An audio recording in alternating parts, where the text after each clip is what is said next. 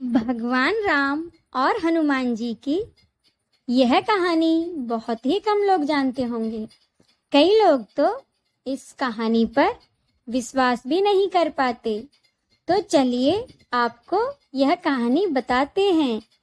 एक बार भगवान राम की सभा में बहुत सारे ब्राह्मण और संत महात्मा जुटे थे।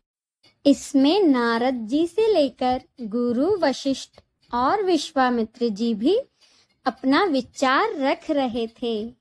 कहा जाता है कि इसी सभा के एक कोने में चुपचाप हनुमान जी भी बैठे थे। इस चर्चा के दौरान ही अचानक नारद जी ने यह बात सामने रखी कि भगवान राम का नाम उनसे भी बड़ा है, और उन्होंने यह भी कहा कि वह यह बात साबित भी कर देंगे। अपनी इसी बात को साबित करने के लिए चर्चा खत्म होने के बाद नारद जी ने हनुमान जी से कहा कि वे सभी ऋषि मुनियों का सत्कार करना शुरू कर दें। लेकिन साथ ही उन्होंने यह भी कह दिया कि विश्वामित्र जी को छोड़ दीजिएगा। नारद जी ने ऐसा इसलिए कहा क्योंकि विश्वामित्र ऋषि बनने से पहले एक राजा थे, इसीलिए उनके साथ ऐसा करना जरूरी नहीं है। ऐसे में नारद जी की बात मानते हुए हनुमान जी ने सभी ऋषियों का सत्कार किया। लेकिन जब वहीं पर विश्वामित्र जी की बारी आई तो उन्होंने उन्हें नजरअंदाज कर दिया। विश्वामित्र को यह अपमान सहन नहीं हुआ और उन्होंने तुरंत अपने शिष्य राम से हनुमान को मृत्यु दंड देने का वचन देने को कहा। अब राम जी दुविधा में फंस गए।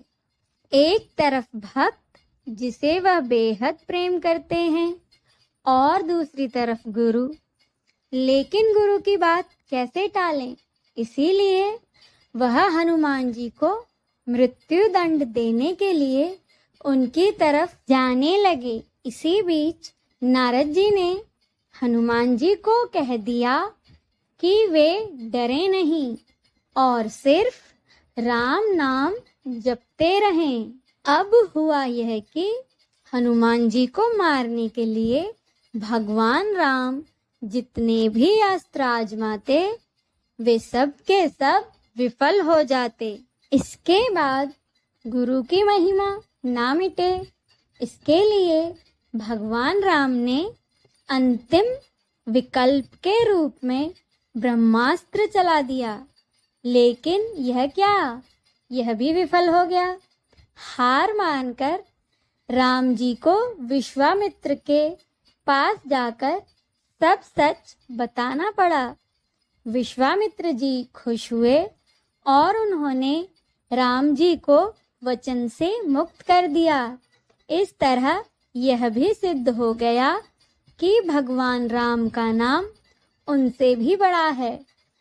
इस तरह नारद जी की बात भी सिद्ध हुई, जिसके कारण हनुमान जी भी बच गए और फिर से भगवान राम की भक्ति में रम गए।